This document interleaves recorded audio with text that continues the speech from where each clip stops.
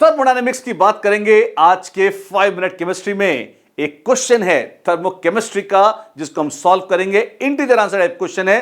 तो चलिए देखते हैं आज का question. How many of the following have enthalpy of formation 0?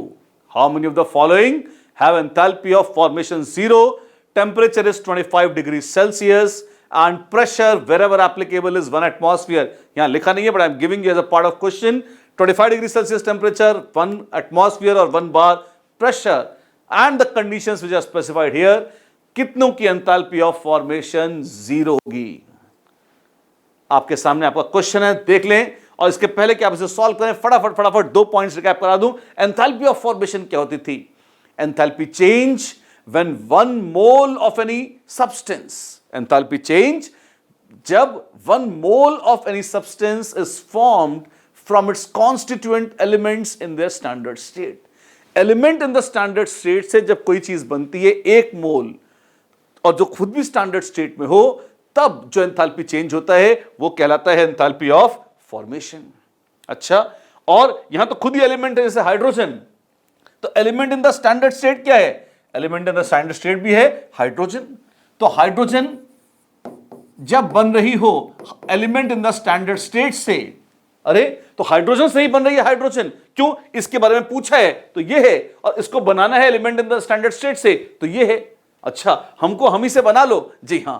तो ऐसे क्या होगा? ऑब्वियस सी बात है, कुछ तो ही ना बकवास है। तो डेल्टा एच नॉट क्या होगा? इसका डेल्टा एच इज 0 ऑब्वियसली। पर बाय डेफिनेशन यह है एंथैल्पी ऑफ फॉर्मेशन हाइड्रोजन के लिए।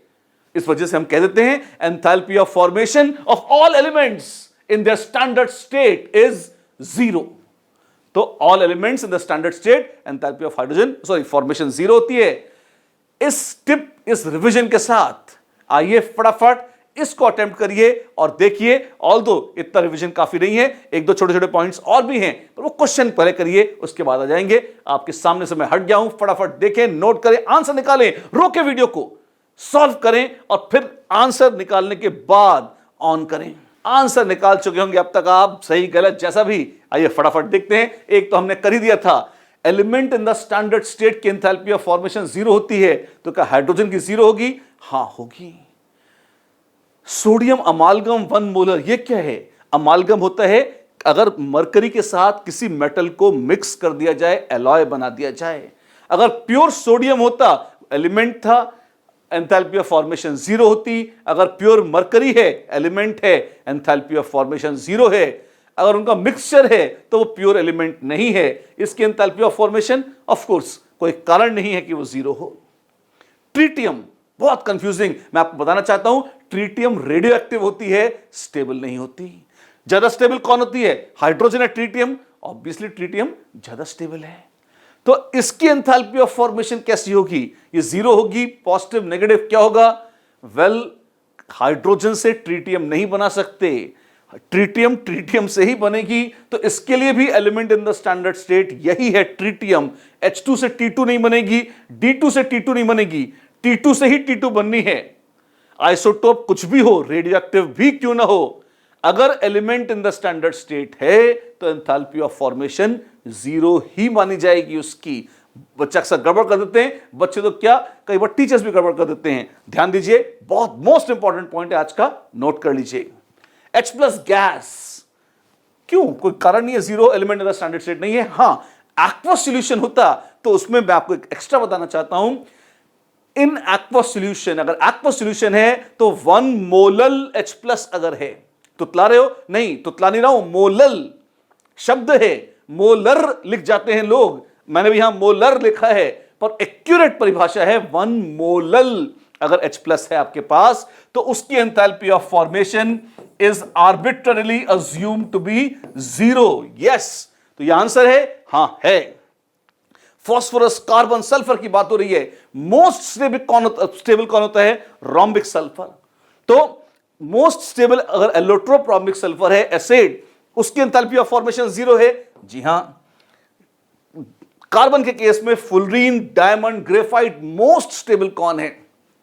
आपको डायमंड्स पसंद होंगे, आई बिलीव। हो सकता है कठोर होते हैं, चमचमाते हैं, बॉन्ड भी बढ़िया होता है, लेकिन मैं आपको बताना चाहता हूं मोस्ट स्टेबल कार्बन में अगर कोई है तो वो डायमंड नहीं है, ग्रेफाइट या फुलरीन में से? ऑब्वियसली फुलरीन नहीं है, ग्रेफाइट मोस्ट स्टेबल है।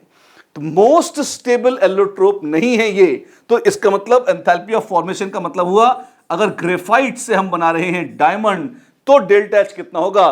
कुछ भी हो, 0 तो नहीं होगा, तो ये आंसर नहीं है। ऑब्वियसली ये भी आंसर नहीं है इसी आर्गुमेंट से। फॉस्फोरस के लिए क्या होगा? फॉस्फोरस P4 कहलाता है व्हाइट फॉस्फोरस। क्या white phosphorus most stable form of phosphorus है? नहीं। इसके बावजूद आर्बिट्ररीली आईयूपीएसी ने फॉस्फोरस को स्टैंडर्ड स्टेट माना है अगर वो व्हाइट फॉस्फोरस हो। क्यों? क्या आईयूपीएसी ने व्हाइट फॉस्फोरस को मोस्ट स्टेबल बना दिया है? आईयूपीएसी भगवान नहीं है। मोस्ट स्टेबल तो रेड फॉस्फोरस या उससे अच्छा ब्लैक फॉस्फोरस ही है, लेकिन आईयूपीएसी ने स्टैंडर्ड स्टेट की परिभाषा में इसके लिए एक्सेप्शन कर दिया। आमतौर पर स्टैंडर्ड स्टेट होती है most stable state of any substance eight 1 bar pressure and given temperature, लेकिन फॉस्फोरस के केस में मोस्ट स्टेबल न होने पर भी व्हाइट फॉस्फोरस को चुन लिया गया है, तो हमने भी इसको चुन लिया है। आंसर है 1 2 3 4 5। वाओ, तो आज का आंसर है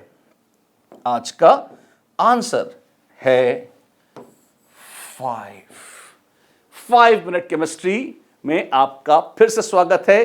पूरे दिन एंजॉय करिए, पढ़ते रहिए, पढ़ाते रहिए, सीखते रहिए, सिखाते रहिए और केमिस्ट्री का प्यार सीखिए, डेवलप कीजिए और बांटते रहिए। Wish all the best, have a great time, share the video, keep on repeating, keep on listening, revise the definition. 2 main definitions देखिए, एंथैल्पी ऑफ फॉर्मेशन और स्टैंडर्ड स्टेट, और बहुत सारे ऐसे टिप्स जिसमें अक्सर बच्चे गड़बड़ करते हैं, वो सब बताइए आज। मिस मत कीजिएगा, खोपड़ी में सेट कीजिए। कौन जाने ये जेईई मेन एडवांस दोनों में आ जाए। अच्छा, लास्ट चीज और एक जल्दी चलते, बच्चों ने पूछा है कि ये मेन के लिए, एडवांस के लिए। मैं आपको बताना चाहता हूं कि जेईई मेन जिस तरह से पिछले 2 साल से आ रहा है, जेईई मेन और एडवांस के लेवल में बहुत अंतर नहीं बचा है। पूरा खून पीता है जेईई मेन भी एडवांस की तरह, तो इसलिए आपको उसके लिए, और इतना समय जितना आपको मिला है, इतना समय तो आज तक किसी को जेईई की तैयारी के लिए मिला ही नहीं। यार इसका तो फायदा उठा लो, दया करो। तो फटाफट अच्छे से पढ़ते रहिए, ढंग से सीखिए, और गड़बड़ नहीं होनी चाहिए। क्यों? क्योंकि अभी तो आपके पास 2 महीने और हैं। All the best.